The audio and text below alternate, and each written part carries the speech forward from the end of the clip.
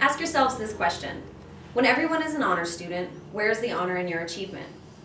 Across the country, students in universities and colleges all feel like a disappointment when they don't graduate with honors. So they pressure faculty to give them better grades in classes so they can graduate with honors. In order to stop this nonsense and allow grades to mean what they indicate for a student, universities and colleges should eliminate the honors graduation designation. To make my case, I will first show you two of the popular models colleges use to determine who will graduate with honors. Next, I will explain these approaches and how they damage the ideas of graduating with honors and do a disservice to the students. Finally, I will show how eliminating the honors designation for graduates is the solution to this problem. The problem with honors is a function of the way in which universities choose to bestow it, as we will now see. Universities and colleges in the United States typically use one of two models for determining which graduates will receive honors when graduating. Most higher education institutions award the best students the designation of summa cum laude, the next tier of students magna cum laude, and a final group of students cum laude to differentiate them from the rest of the students. Each of those three titles comes from Latin, meaning with the highest praise, with much praise, and with praise.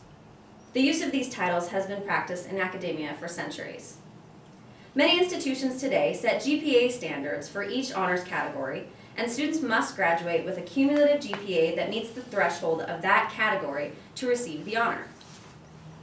For example, according to Adam Sikula, the Director of Advising at the University of Nevada, Las Vegas, on a 4.0 scale, if a student achieves between a 3.9 and a 4.0 GPA, then at schools like the University of Alabama, University of New Mexico, and George Mason University, the student will receive summa cum laude on their diploma. On the same scale, at the same schools, if a student achieves between a 3.7 and a 3.89 cumulative GPA, then they will receive magna cum laude on their diploma. Finally, students who finish with between a 3.5 and a 3.69 will be designated cum laude. The GPA standard is not the only manner in categorizing student graduation honors used by schools today. Some schools choose to award honors only to the top 10% of their students, regardless of their GPA. In this selection method, students do not receive honors based on GPA, but instead the focus is on their standing at the completion of their career, a percentage of the class rank, in other words. This method allows for only a fixed number of students to receive honors, but the top performer, regardless of their GPA, is guaranteed to receive the distinction of summa cum laude. As stated by Patricia Velasco in a 2006 article titled Grad Status Under Debate in the Rebel Yell, the University of Nevada, Las Vegas uses a variation of such a method whereby the top 1% of graduates receive summa cum laude, the next 4% receive magna cum laude, and the final 5% of the top 10% of the class receive cum laude. New Mexico State uses a different version of this method by giving only one person summa cum laude a year, and then the top 1.5% of the class receives magna cum laude, and the top 15% receive cum laude, according to Sikula. Regardless of whether this method of the GPA threshold method is used, these categories for graduates do not accurately recognize student achievement and thus do more harm than good to students. If honors truly showed the best and brightest students, they would mean something, but unfortunately, as I will now show you, they don't. The first criticism I will make addresses the GPA threshold method, which essentially says if you meet a certain GPA criteria, that you receive that category's honors designation. The problem here is related to grade inflation and the fact that too many students receive the honors threshold. For example, according to an article, Grade Inflation Scrutinized at Harvard and Elsewhere in Academe Online, in 2001, half of the grades received by Harvard University students were in the A- to A range. Thomas Bartlett and Paula Walsley in the Chronicle of Higher Education state that as at Princeton, between 2004 and 2007, 47% of grades received by undergraduates were some form of an A. This problem isn't recent either. Karen Aronson of the New York Times reported that in 1997, the City University of New York awarded almost 50% A's and B's to students.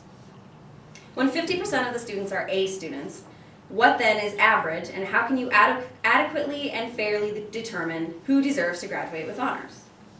Even though the GPA threshold method is problematic, The percentage of class rank method at finding out who deserves honors can also be concerning. Using the percentage of class rank to determine who deserves honors is not much better than using GPA thresholds because it only identifies who was best in a group, not who excelled. When you take GPA out of the mix and go with class rank, it is possible that a student with a low GPA could end up receiving summa cum laude. Take this case for example. A student finished number 1 in their class with a 3.45 GPA. According to the class rank system, they receive summa cum laude. Even if you don't think that's likely, what about a situation where many students finish with a 4.0? How do you differentiate who should receive summa cum laude from who should receive magna cum laude? For example, April Corbin reported in a 2007 Rebel Yell article titled Standardizing Honor Status that at UNLV in 2005, 78% of the grades given to students in the College of Education were A's, and the average GPA of students was a 3.6. When everyone is getting A's, then everybody is worthy of honors.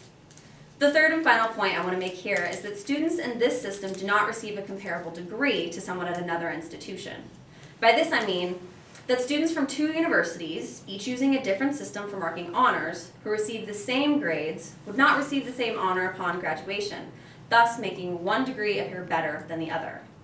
With such an unfair system for bestowing honors upon graduates, the best solution is just to eliminate the system altogether. Eliminating honors designations for graduates at the university level will help reduce grade inflation and equalize the worth of degrees from different schools. The elimination of honors will help reduce the grade inflation by reducing the pressure on students to make honor rolls. Students will not feel like outcasts or underachievers when they don't hit a specific grade level. Additionally, when students close to the level for a type of honors that they beg for grade changes, resulting in inflation, if honors are eliminated, then this practice will be minimized at least, stopped at best. Eliminating honors is also better than the class rank percentage model because the GPA will stand for itself. Whereas in the class rank method of honors selection, a student with a 3.8 could possibly graduate without honors. When you eliminate honors altogether, that 3.8 shows that the student did very well. Students with high GPAs that miss honors are cheated out of the distinction their GPA should have. So by eliminating honors for all of the GPA becomes the GPA becomes the distinguishing set for everybody. So most importantly, eliminating honors designations at all universities and colleges equalizes the playing field for all graduates. When all employers have to go on is GPA, instead of an honors label that was determined differently for each graduate, then all students are on a more level playing field in the application process. Put succinctly, eliminating honors designations for graduates is the fairest and most equitable way to distinguish one student's performance at one school from another student's performance at a different college. In conclusion, honors designations for college graduates are terrific in idea, but terrible in execution, and should thus be eliminated. Honors designations based on GPA threshold contribute to grade inflation, and thus make the honors label worth less than it should be. Using a system based on percentages of rank in the graduating class also is unfair because it may leave students who achieve high marks out of the honors category altogether. Most problematic, however, is that both methods are used by various institutions across the country, making the meaning of honors inconsistent for all graduates.